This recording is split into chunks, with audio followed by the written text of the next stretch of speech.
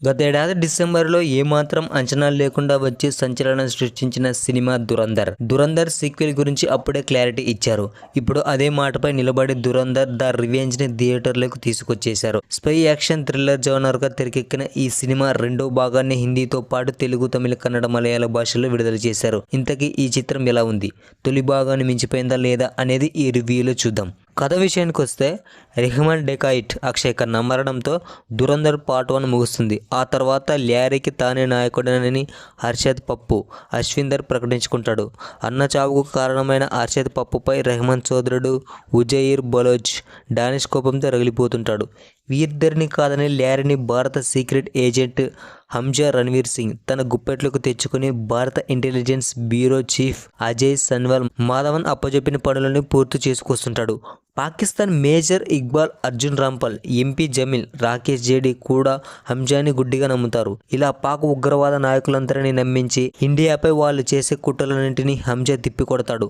అసలు భారత్పై పాన్ ఉగ్రవాద సంస్థలు చేసిన కుట్రలు ఏంటి?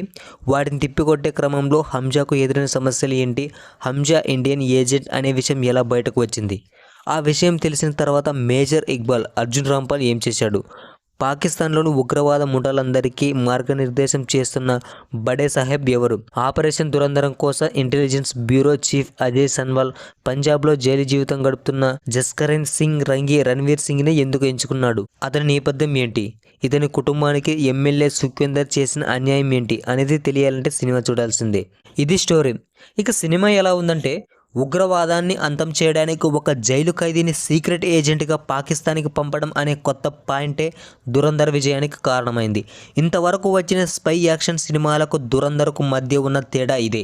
దానికి తోడు యాక్షన్ సన్నివేశాలు, బీజిఎం అదిరిపోవడంతో రికార్డు స్థాయి కలెక్షన్లు వచ్చాయి. ఆ చిత్రానికి కొనసాగింపుగా వచ్చిన దురంధర్ ది రివెంజ్ కూడా అదే రేంజ్లో ఆకట్టుకునేలా తీర్చిదిద్దారు. యాక్షన్, థ్రిల్లింగ్ ఎలిమెంట్స్తో పాటు ఎమోషన్కి కూడా పెద్దపీట వేశారు. పార్ట్ 1 చూసిన వాళ్ళు సినిమా ప్రారంభం నుంచే దురంధర్ ప్రపంచంలోకి వెళ్ళిపోతారు.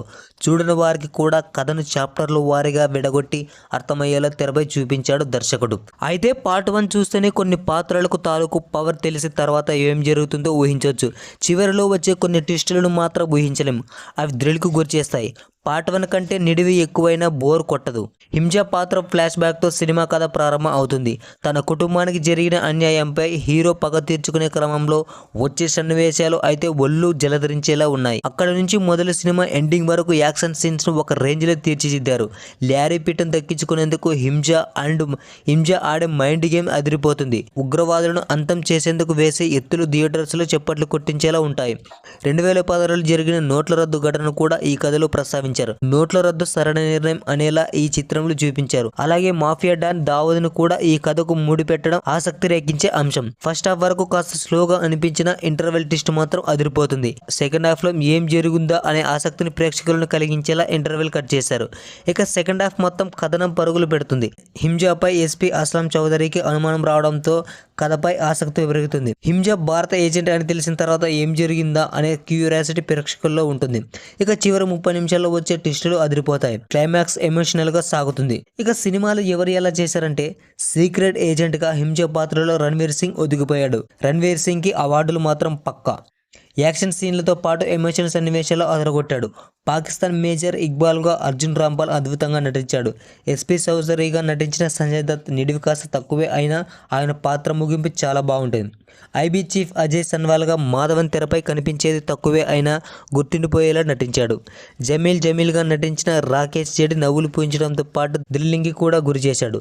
సారా అర్జున్ పాత్రకు పెద్ద ప్రాధాన్యం లేదు. మిగిలిన వారంతా బాగానే చేశారు.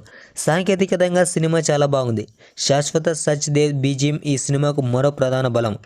తనదైన నేపథ్య సంగీతంతో కొన్ని సీన్లకు ప్రాణం పోశాడు. పోరాట ఘట్టాలు వాస్తవికంగా తెరకెక్కించారు.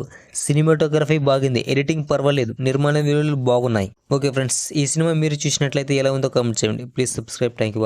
జై హింద్.